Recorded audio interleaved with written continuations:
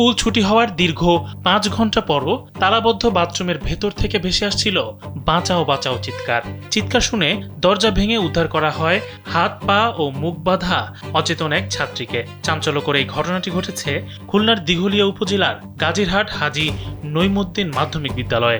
Police ও স্থানীয় সূত্রে জানা যায়, ক্লাস শেষে বিদ্যালয়ের টয়লেটে প্রবেশ করে নবম শ্রেণীর এক ছাত্রী। তার দাবি, টয়লেটে ওঁত পেতে থাকা অজ্ঞাত পরিচয় দুর্বৃত্তরা তাকে মারধর করে এবং চেতনানাশক স্প্রে প্রয়োগ করে অচেতন করে ফেলে। স্যান্ডেলিনা সো, রূপচর্চায় আভিজাত্য।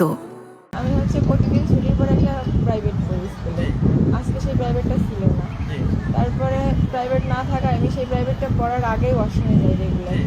সেভাবে আজকে প্রাইভেট ছিল না, তাই স্যারের সাথে কথা বলে আমি ওয়াশরুমে গেছি।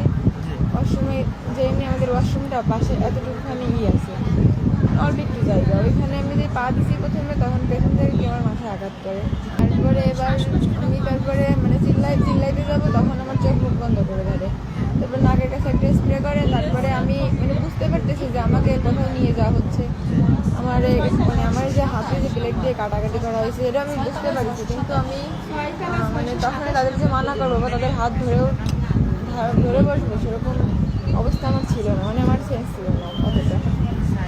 তারপরে অনেকক্ষণ ওরকম থাকার পরে তারা ওই পাশে যায়, তারা হয়তো নেশা করতেছিল হয়তো বা। আমি এই পাশে এসে দরজা ধাক্কায় অনেকবার চিল্লাপাল্লা করার পরে আমাদের পুরোনো স্কুলটা ভেঙে নতুন স্কুল তৈরি করা যাচ্ছে।